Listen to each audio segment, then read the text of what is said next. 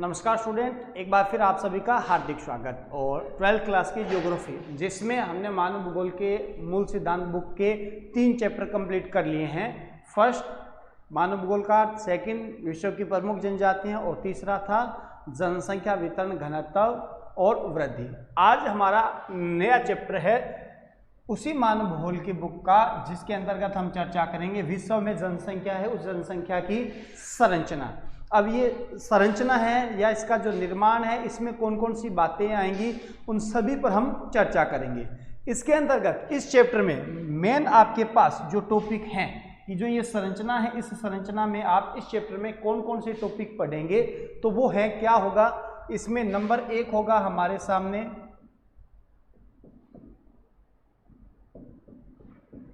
आयु वर्ग, जनसंख्या और जनसंख्या की संरचना, जनसंख्या के निर्माण में और अलग अलग जो है महत्वपूर्ण बिंदु, उसके अंतर्गत एक पॉइंट है हमारा आयु वर्ग। नंबर 2 आएगा इसके अंतर्गत आपका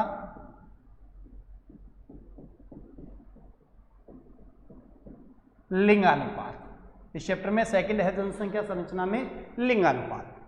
तीसरा आता है इसके अंतर्गत देखें तो जनसंख्या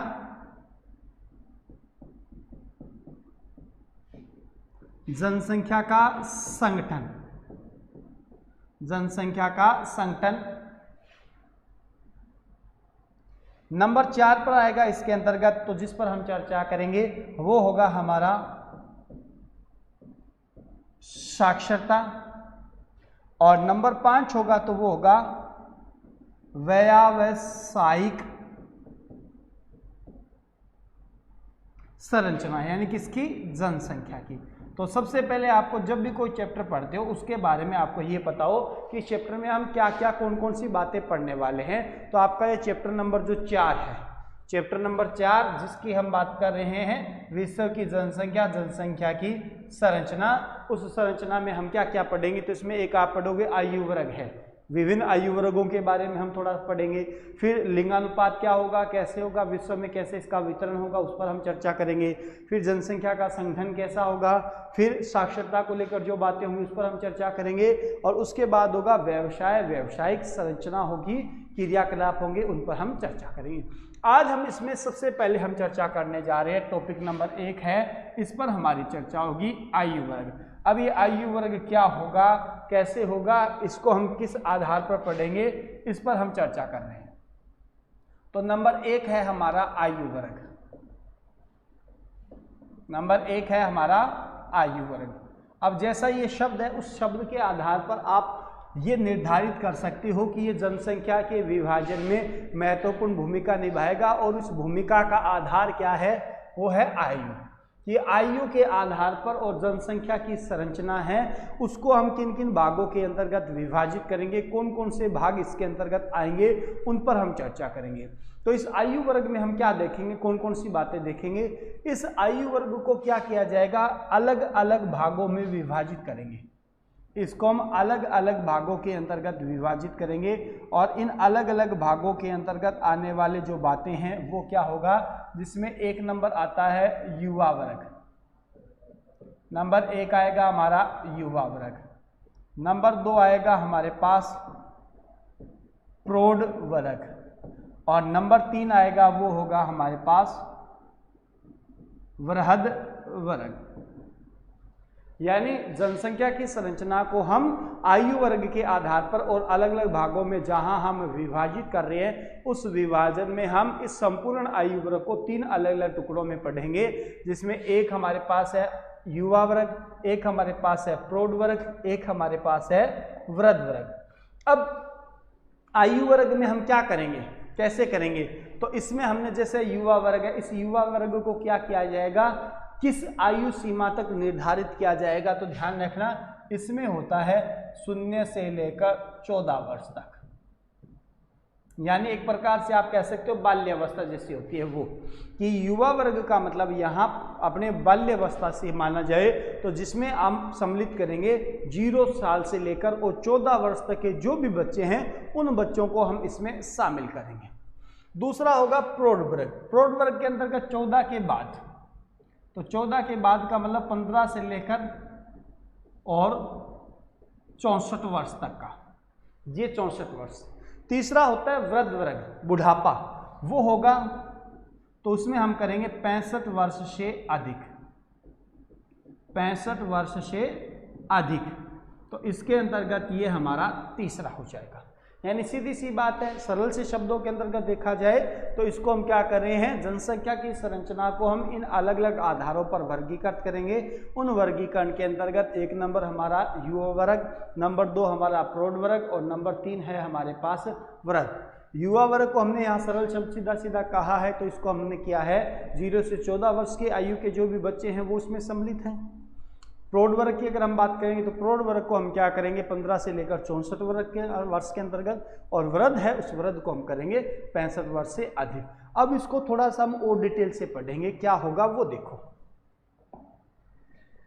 इसको हम और डिटेल से पढ़ेंगे क्या होगा कैसे होगा। नंबर 1 कौन सा था, युवा वर्ग। युवा वर्ग को हमने क्या कहा था, 0 से लेकर 14 वर्ष तक, यही था इसमें। अब इसमें हमें क्या पढ़ना है, कैसे कैसे पढ़ना है वो देखो। युवा वर्ग है तो उस युवा वर्ग के अंतर्गत क्या होगा कैसे होगा, तो इसमें देखना आप क्या देखोगे, संपूर्ण विश्व है, संपूर्ण विश्व में जो जितनी भी जनसंख्या है किसकी, युवा वर्ग की, या हम यूँ कहते हैं संपूर्ण विश्व की जो कुल जितनी भी जनसंख्या है उस जनसंख्या में युवा वर्ग की बात की जाए तो युवा वर्ग है लगभग है वो है 35.2%, 35.2%, यानी लगभग हम कहें तो 1/3 हिस्सा है। तो वो 1/3 हिस्सा अगर देखें तो वो किसका मिलेगा, हमें किसका मिलेगा भाई, युवा वर्ग का मिलेगा। एक बात और बोल दूं यहाँ पर, तो उसमें आप ये भी ध्यान रखना, आंकड़ों की जब कोई बात हो तो आंकड़ों को लेकर ध्यान रखना, समय के साथ साथ इनमें परिवर्तन होता रहता है। इस परिवर्तन की वजह से हो सकता है पीछे के जो आंकड़े हैं वो कुछ और कहें और आगे के जो आंकड़े हैं वो कुछ और कहें। तो आंकड़ों को लेकर ध्यान रखना, कहीं भी कोई भी कन्फ्यूजन हो सकता है। इसके लिए जिम्मेवारी उस टाइम पीरियड की बात रहेगी जिस टाइम पीरियड में आप कोई कॉम्पिटिशन कर रहे हो, पेपर दे रहे हो बोर्ड एग्जाम का, उस दौरान अगर आंकड़े संशोधित होकर नए आ जाते हैं तो उसको ध्यान रखना। अब ये हो गया 1/3 हिस्सा है संपूर्ण विश्व की जनसंख्या में युवा वर्ग का। दूसरी बात है, ये जो युवा वर्ग है जिसको हमने कहा है 0 से लेकर और 14 वर्ष तक, इसको जब आप किताबों में और देखोगे तो इसमें आप देखोगे इसको अलग अलग टुकड़ों में और विभाजित किया हुआ मिलेगा। इसको आप अलग अलग टुकड़ों में और विभाजित करता हुआ देखोगे कि इस संपूर्ण युवा वर्ग को क्या किया जाता है, अलग अलग टुकड़ों में विभाजित किया जाता है। 0 से 4 वर्ष तक आपको अलग मिलेगा, 5 से लेकर 9 वर्ष तक का आपको अलग मिलेगा और 10 से लेकर और 14 वर्ष तक का आपको अलग मिलेगा। किंतु हमें यहाँ इतनी सारी बातें हैं बस करनी पढ़नी है, ज़्यादा इस बात को ध्यान रखने की ज़रूरत नहीं है, क्योंकि हमने कह दिया यहाँ युवा वर्ग है या बाल्य अवस्था है, उसमें हमारा सीधा सीधा अर्थ आ गया 0 से लेकर 14 वर्ष तक का जो वर्ग है उसको अब आप चाहे कैसे अलग अलग भागों में विभाजित करो, किताबों में आंकड़ों के अंतर्गत आपको मिल जाएगा। तो इस संपूर्ण 14 वर्ष को आपने यहाँ 3 अलग अलग टुकड़ों में बांट दिया, 0 से 4 वर्ष, 5 से 9 वर्ष और 10 से 14 वर्ष। अब ये जो युवा वर्ग होता है ये हमेशा ही क्या होता है, आश्रित वर्ग होता है, क्योंकि ये क्या होगा, आत्मनिर्भर तो होता नहीं, ये आश्रित होगा। और ये आश्रित होगा तो किस पर होगा, तो ध्यान रखना ये होगा किस पर, प्रौढ़ वर्ग पर, क्योंकि कमाने की जो उम्र है वो प्रौढ़ वर्ग में हम देखेंगे 14 वर्ष से छोटे जो बालक है, वो कानून भी कहता है कि 14 वर्ष से छोटे बच्चों हैं उनसे किसी भी प्रकार का कार्य करवाना वो एक प्रकार से गैर कानूनी है या बाल अपराधों की श्रेणी में आता है। तो यहाँ जो ये है बाल्य अवस्था है, युवा वर्ग है, वो एक आश्रित होगा। वो आश्रित किस पर होगा, प्रौढ़ वर्ग पर होगा, या एक प्रकार से हम कह सकते हैं अपने माता पिता हैं, बड़े भाई बहन हैं, उनके ऊपर ये निर्भर करेंगे। इनकी जो भी दैनिक गतिविधियां, जो भी इनकी सारी के सारे खर्चे हैं, वो सारे के सारे खर्चे, उन खर्चों का वहन कौन करेगा, प्रौढ़ वर्ग करेगा।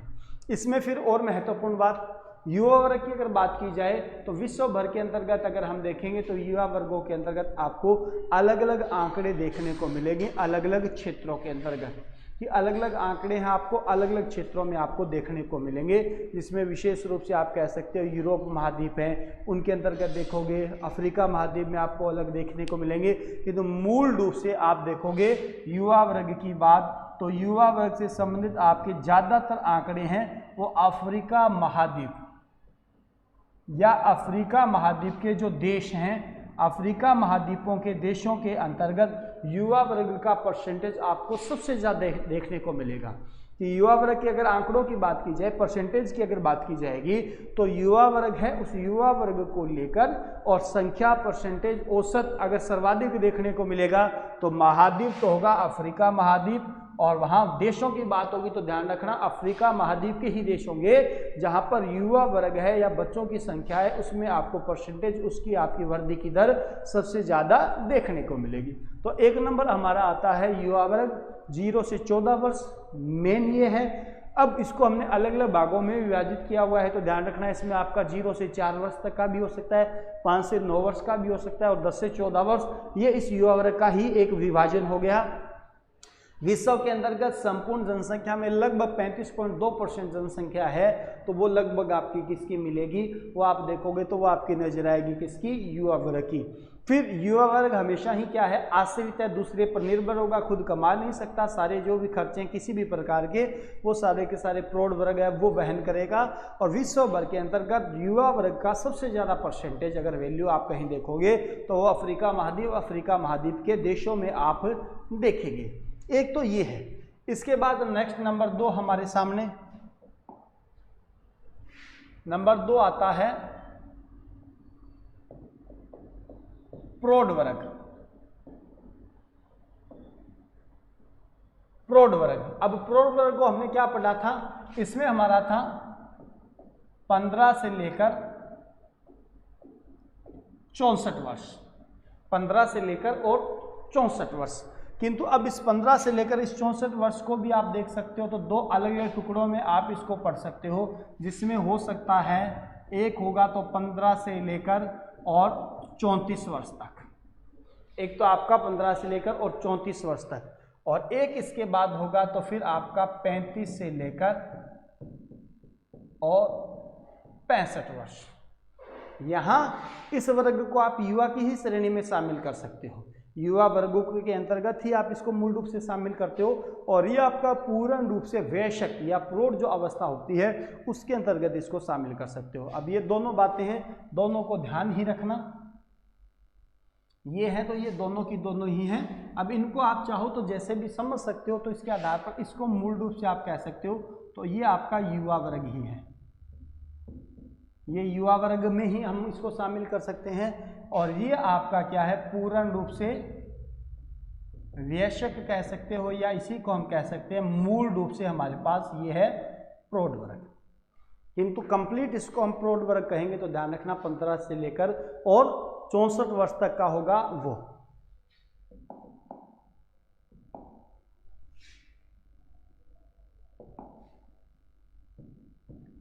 पैंतीस से लेकर और 64 वर्ष तक का।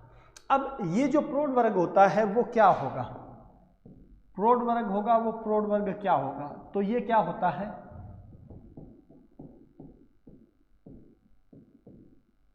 क्या होगा, आत्मनिर्भर होगा। प्रौढ़ वर्ग हमेशा ही क्या होगा, आत्मनिर्भर होगा, क्योंकि ये स्वयं कमाएंगे, या फिर हम यूं कहें इसी प्रौढ़ वर्ग पर ही आश्रित होंगे। तो हमने अभी पढ़ा था इसके ऊपर आश्रित होंगे, तो आश्रित होगा तो कौन सा होगा, युवा, या हमने कहा था बाल्य वर्ग तथा वृद्ध वर्ग, यानी इस प्रौढ़ वर्ग के ऊपर ही आश्रित होंगे। तो कौन होगा, बच्चे होंगे और बूढ़े होंगे, वो इसके ऊपर आश्रित होंगे।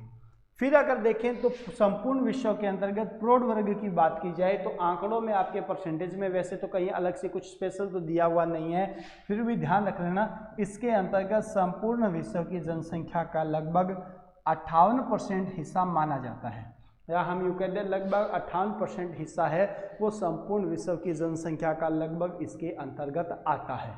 उसको आप इसमें शामिल करोगे, किसके अंतर्गत, प्रौढ़ वर्ग में ज़्यादा से ज़्यादा जनसंख्या वो कमाने वाली होगी, और जितनी जनसंख्या ज़्यादा कमाने वाली होगी उसमें आसपास पर आश्रित जो वर्ग है उनके जीवन का निर्वाह का आधार ये होंगे, उनका जीवन का निर्वाह का स्तर अच्छा होगा। अगर इनकी संख्या, कमाने वालों की संख्या कम हो जाए, प्रौढ़ वर्ग की संख्या कम हो जाए, और अगर उन पे आश्रित वर्ग है उनकी संख्या, मान लो बच्चों की और बूढ़ों की संख्या ज़्यादा हो जाए, अब बच्चे और बूढ़े कमा नहीं सकते, उनका तो एक्स्ट्रा एक प्रकार से मान लो कहें तो खर्चा ही है, तो इनकम के सोर्स कम है और खर्चों का स्तर है ज़्यादा है, तो कहीं ना कहीं वहाँ उस क्षेत्र की, उस समाज की, उस वर्ग की या फिर उस समुदाय विशेष की, उस परिवार की अर्थव्यवस्था का स्तर कैसा हो जाएगा, कहीं ना कहीं निम्न हो जाएगा। और फिर अगर हम प्रौढ़ वर्गों की बात करें तो प्रौढ़ वर्ग है वो आपको मिलेगा तो मूल रूप से कहाँ, मूल रूप से मिलेगा विकसित देशों में, क्योंकि अच्छे स्तर से अच्छा जीवन निर्वाह करने वाले जो लोग होते हैं उनकी संख्या आपको ज़्यादा देखने को मिलेगी तो विकसित देशों में।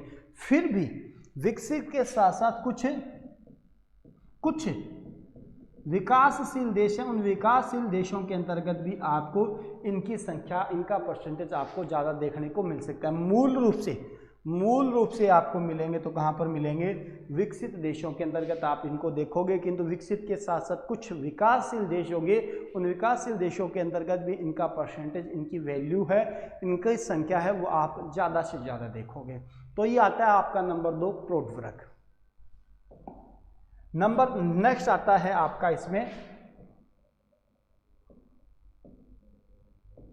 वो है आपका वृद्ध वर्ग यानी बुढ़ापे वाला।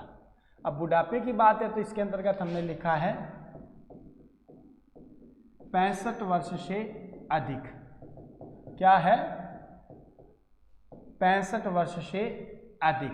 अब 65 वर्ष से अधिक है तो जितनी भी संख्या है वो सारी की सारी बूढ़ों की है, और संपूर्ण विश्व में अगर इनको हम देखेंगे तो क्या देखोगे आप, संपूर्ण विश्व में लगभग है 6.8%। बार बार कह रहा हूँ आंकड़े हैं तो ध्यान रख लेना, आंकड़े आपको अलग अलग क्षेत्रों में कहीं किसी किताब में हो सकता है अलग मिले, किंतु आपको जो मेन बुक होगी आरबीसी की उसमें जो आंकड़े होंगे वो आपके स्टिक होंगे। उनमें भी समय के साथ नया प्रकाशन होता है तो आंकड़ों में संशोधन हो सकता है, इस दौरान आपको कुछ अलग देखने को और मिल सकता है।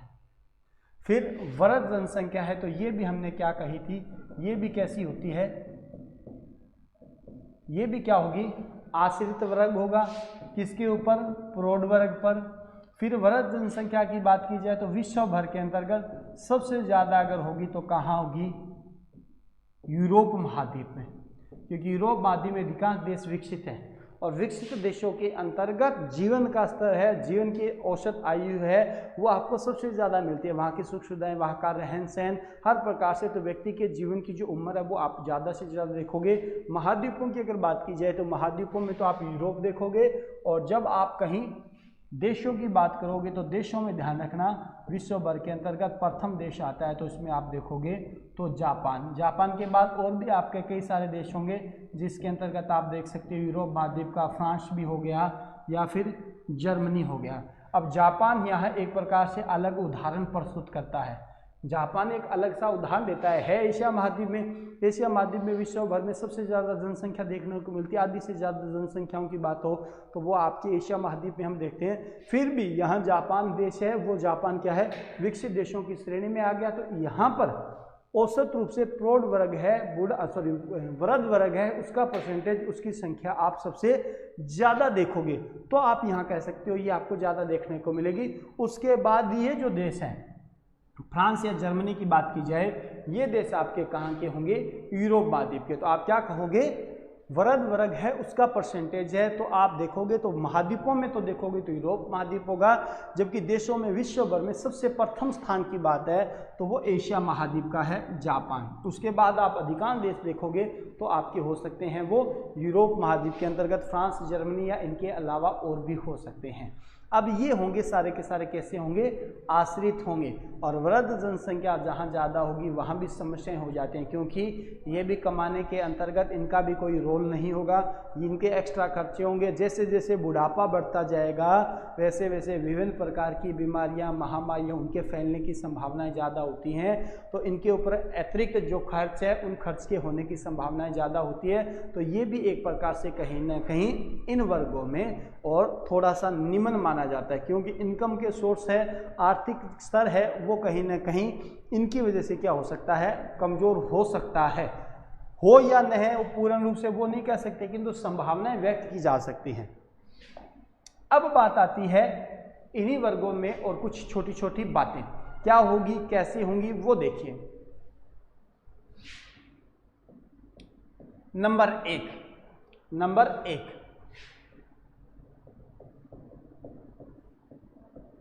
असंतुलित जनसंख्या।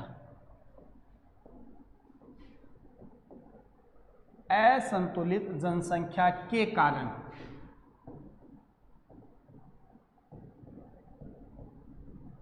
किसी भी असंतुलित जनसंख्या के कारण किसी भी देश की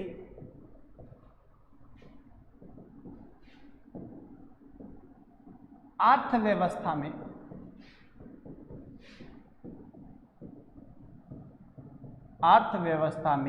परिवर्तन हो सकता है।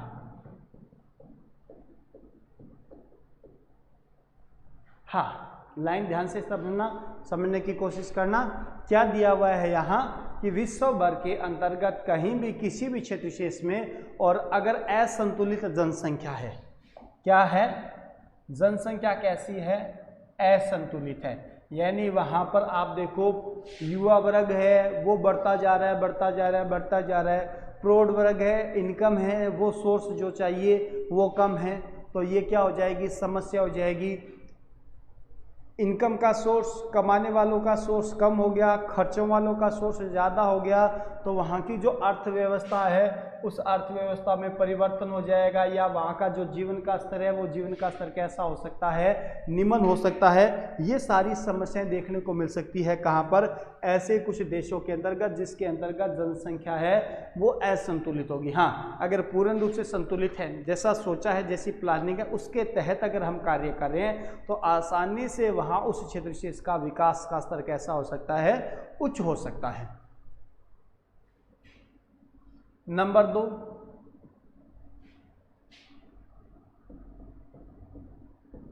विकसित देशों की तुलना में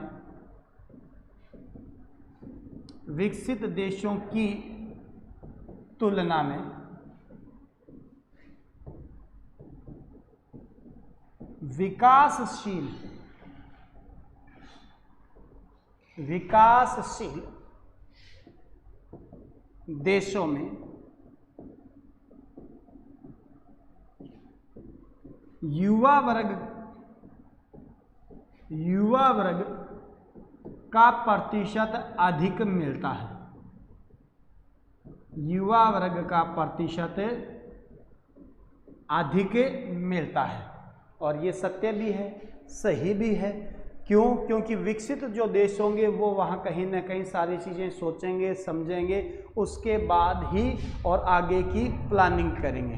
परिवार को लेकर जो भी होगी, जनसंख्या बढ़ोतरी को लेकर जो भी सारी बातें होंगी, तो वो सोच समझकर रूपरेखा तैयार करके और फिर ही कहीं ना कहीं परिवार को आगे बढ़ाने की बात करेंगे। जबकि विकासशील देशों के अंतर्गत क्या है, ऐसी समझदारी वाले बातें हैं, ऐसे कुछ तथ्य हैं वो कम देखने को मिलते हैं। वहाँ मूल रूप से क्या होता है, बस यही सोचा जाता है जैसे तैसे करके और परिवार को आगे बढ़ाया जाए। वहाँ पर भी ये भी बीच में बातें आ जाती हैं कि लड़कियाँ अगर हो रही हैं तो कहीं ना कहीं पुरुष प्रधान देश हैं, तो वहाँ पर लड़कों को प्रधानता दी जाती है। या फिर अगर घर पे परिवार में बच्चे संख्या उनकी ज़्यादा से ज़्यादा होगी तो कल को हमें किसी प्रकार का रोजगार करना पड़ेगा, तो उसमें हमारे पास इनकम के सोर्स ज़्यादा हो सकते हैं। ये नहीं सोचा जाता कि एक बार उन बच्चों को पालने के लिए, पोषने के लिए, बड़ा करने के लिए उनकी सारी सुख सुविधाएं हैं, उनकी पूर्ति के लिए आप पैसे या इनकम कहाँ से लेके आओगे। तो वो एक टाइम पीरियड होता है स्टार्ट का, उसमें आप ये समस्या देखोगे। जरूरी तो नहीं है कि बच्चे हैं वो बड़े हो जाएं और कल को वो आप जैसा सोच रहे हो उसी के हिसाब से वो कार्य करें, इनकम करें। हो सकता है उस दौरान भी हो सकता है वो कहीं ना कहीं अतिरिक्त खर्चे ज़्यादा कर रहे हो। इनकम तो है, इनकम के अलावा एक्स्ट्रा जो खर्चे हैं वो खर्चे क्या हो सकते हैं, ज़्यादा हो सकते हैं। किंतु ये सोच होती है कि विकसित देशों की तुलना में विकासशील देशों के अंतर्गत युवा वर्ग का परसेंटेज, जैसे हमने पढ़ा था अफ्रीका जैसे महाद्वीप है उनके कोई देश हैं जिनके अंतर्गत यहाँ युवा वर्ग का परसेंटेज ज़्यादा हो रहा है। हमने पढ़ा हुआ है युवा वर्ग हमेशा क्या होता है, आश्रित होगा। 14 साल तक तो है ही है, उसके बाद भी 2, 4, 5 साल तक जब तक वो रोजगार की तलाश में ढूंढते रहेंगे तो कहीं ना कहीं वो परिवार वालों पर, पड़ोसियों पर, फ्रेंड सर्किल पर, जिस पर भी उम्मीद लगाए बैठे हैं कि वहाँ से उनको सब कुछ मिल जाएगा आसानी से, तब वो कहीं ना कहीं आश्रित होंगे। तो ये सारी बातें आप देखोगे तो कहीं ना कहीं विश्व जनसंख्या के अंतर्गत उस संरचना में आप देख सकते हो।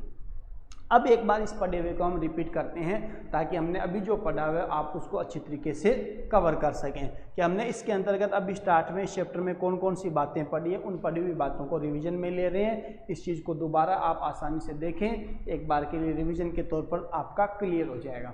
हमने पढ़ा कि मानव भूगोल की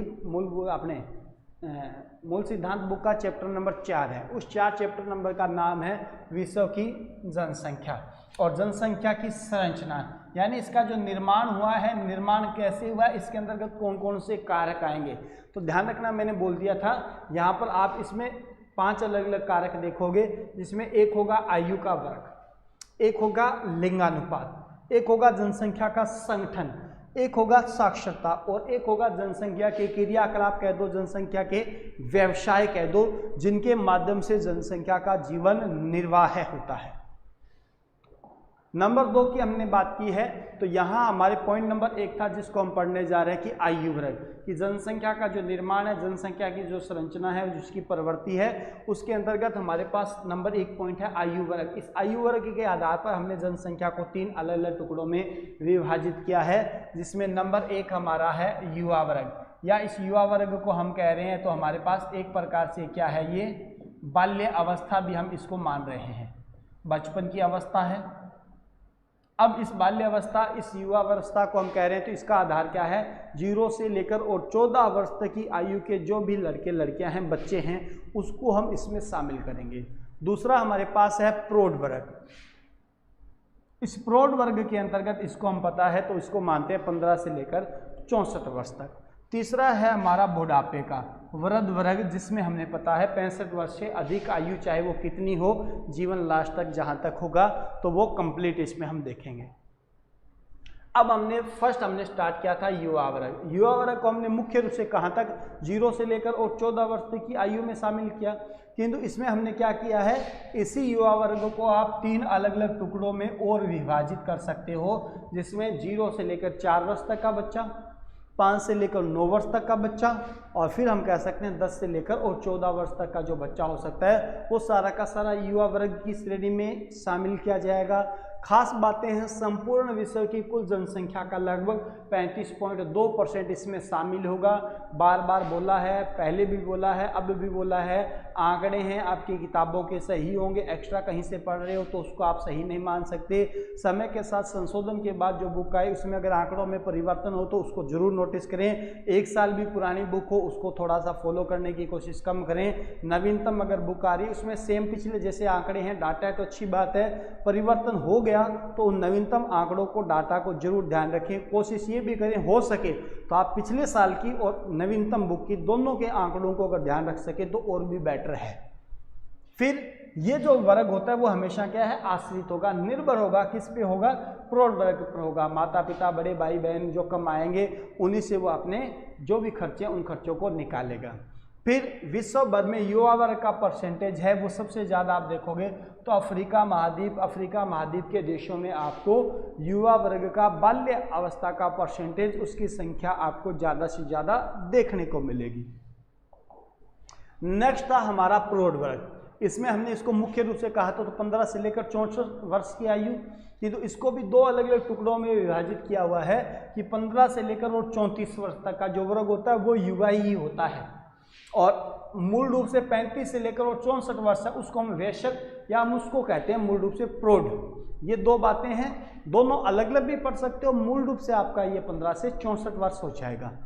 अब ये जो प्रौढ़ वर्ग होता है ये हमेशा क्या होता है, आत्मनिर्भर होगा, खुद कमाएगा, खुद जो भी खर्चे करने वो करेगा, या इसी प्रौढ़ वर्ग के अधीन कोई भी वर्ग है उसकी जो दैनिक आवश्यकता है उन आवश्यकताओं की पूर्ति करेगा। तो यानी इस प्रौढ़ वर्ग पर आश्रित होंगे तो कौन होगा, युवा या बाल्य और वृद्ध वर्ग, बच्चे और बूढ़े हैं वो इसी वर्ग के ऊपर ही निर्भर होंगे। उन्हीं की कमाई हुई जो भी धन दौलत है, जो भी पैसा है, जो भी सुविधा है उनका भी वो उपयोग करेंगे। तो यानी एक प्रकार से अतिरिक्त जो भी भार होगा या पूरे घर परिवार की जो जिम्मेवारी होगी वो हमेशा किस पर होती है, प्रौढ़ वर्ग पर। अब यानी इसमें आपके यह है तो लगभग ये माना जाए संपूर्ण विश्व के अंतर्गत जनसंख्या को देखा जाए तो संपूर्ण विश्व की लगभग 58% जनसंख्या है वो कैसी है, प्रौढ़ वर्ग है। और हमने कहा था जितने ज़्यादा प्रौढ़ वर्ग का परसेंटेज होगा किसी भी देश में, कोई सा भी देश हो, अगर उसमें जितना ज़्यादा प्रौढ़ वर्ग का परसेंटेज होगा, कमाने वालों का परसेंटेज होगा, उस देश का उस क्षेत्र विशेष के विकास के स्तर की संभावना उतनी ज़्यादा हो जाएगी, उतनी ही ज़्यादा हो जाएगी। फिर प्रौढ़ वर्ग का परसेंटेज ज़्यादा देखने को मिलेगा तो मूल रूप से हमने कहा है कहाँ मिलेगा, विकसित देशों में। फिर भी कुछ विकासशील देशों के अंतर्गत भी आप प्रौढ़ वर्ग का परसेंटेज ज़्यादा देख सकते हो। ये बातें थी। इसके बाद हमने चर्चा की है वृद्ध। तो वृद्ध का मतलब हमने ले लिया 65 वर्ष से अधिक आयु की जो भी व्यक्ति विशेष हैं वो सारे के सारे। फिर संपूर्ण विश्व में लगभग देखा जाए तो 6.8% हिस्सा है तो वो इससे वृद्ध वर्ग का माना जाता है।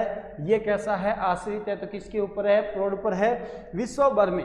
और अगर बूढ़े या वृद्ध वर्ग की जनसंख्या का सबसे ज़्यादा परसेंटेज अगर देखा जाए, वैल्यू अगर देखी जाए तो आप वो देखोगे तो यूरोप महाद्वीप है या यूरोप महाद्वीप के अधिकांश देशों के अंतर्गत जीवन प्रत्याशा आयु है बूढ़ों की संख्या कहीं ना कहीं ज़्यादा होगी।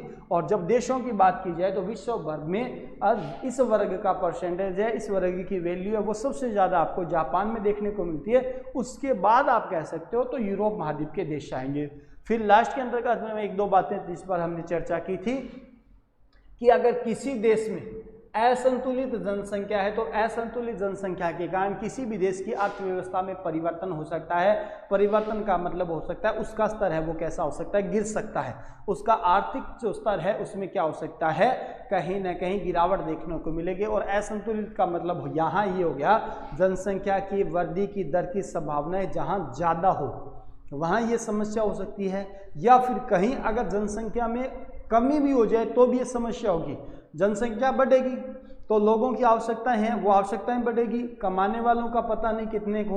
जनसंख्या अगर कम होगी तो भी समस्या है क्योंकि उसके अंतर्गत कमाने वाले हैं, उन कमाने वालों की भी संख्या में परिवर्तन हो सकता है। तो किसी भी दृष्टिकोण से देखा जाए तो इसमें अगर कहीं किसी देश की जनसंख्या है वो असंतुलित है, उसके कारण उस देश की अर्थव्यवस्था है उसमें परिवर्तन हो सकता है, उसमें गिरावट देखने को मिल सकती है। आर्थिक स्तर है वो कैसा हो सकता है, कमजोर हो सकता है। दूसरा, विकसित देशों की तुलना में विकासशील देशों में युवा वर्ग का परसेंटेज अधिक मिलता है। विकासशील देश में परसेंटेज ज़्यादा होगा और युवा वर्ग आ गया तो इसका मतलब हमने क्या पढ़ा था, ये वर्ग कैसा है, आश्रित है। और आश्रित है तो इसके ऊपर एक्स्ट्रा जो भी खर्चे हैं गतिविधियां हैं ज़्यादा होगी तो कहीं ना कहीं ये भी एक प्रकार से समस्या हो सकती है। ये भी एक प्रकार से समस्या हो सकती है। हाँ, भविष्य में हो सकता है ये जनसंख्या आगे जैसे जैसे बढ़ेगी प्रौढ़ में परिवर्तित होगी तब जाकर इनकम होगा, किंतु वो तो आगे की बातें हैं। वर्तमान के अंतर्गत जहाँ जिस समय की बात है वहाँ तो एक प्रकार से एक हो सकती है क्या वो समस्या लेकर आए। तो ये है हमारा चैप्टर नंबर 4 के अंतर्गत 1 नंबर टॉपिक जनसंख्या संरचना के अंतर्गत आयु वर्ग। इस आयु वर्ग को आधार मानते हुए विश्व में हम जनसंख्या को कैसे कैसे पढ़ते हैं, किस नज़रिए से देखते हैं, ये होगा। दूसरा हम नेक्स्ट क्लास में करेंगे तो उसमें हम पढ़ेंगे लिंगानुपात, उसके बाद होगा जनसंख्या का संगठन, फिर साक्षरता और फिर जनसंख्या की व्यावसायिक संरचना। तो उन दोनों तीनों 4 टॉपिक को हम कोशिश करके एक दो क्लास के अंतर्गत कंप्लीट करने की कोशिश करेंगे क्योंकि छोटे छोटे टॉपिक हैं। क्योंकि स्टार्टिंग जो होता है स्टार्टिंग के अंतर्गत थोड़ा सा टाइम जरूर लगता है, नया चैप्टर होता है, नया टॉपिक होता है, उसको बेसिक प्रकार से समझने में। तो इस क्लास में आपके पास ये इतना, इससे पहले आपने पढ़े हुए उनको अच्छी तरीके से कवर कर लिया। इसके बाद कंटिन्यू आप इन क्लासों को कंप्लीट कीजिए, एंजॉय के साथ आप पढ़िए, अच्छी तरीके से आपको समझ में आ रहा है। तो धन्यवाद आप सभी का, मिलते हैं नेक्स्ट क्लास में।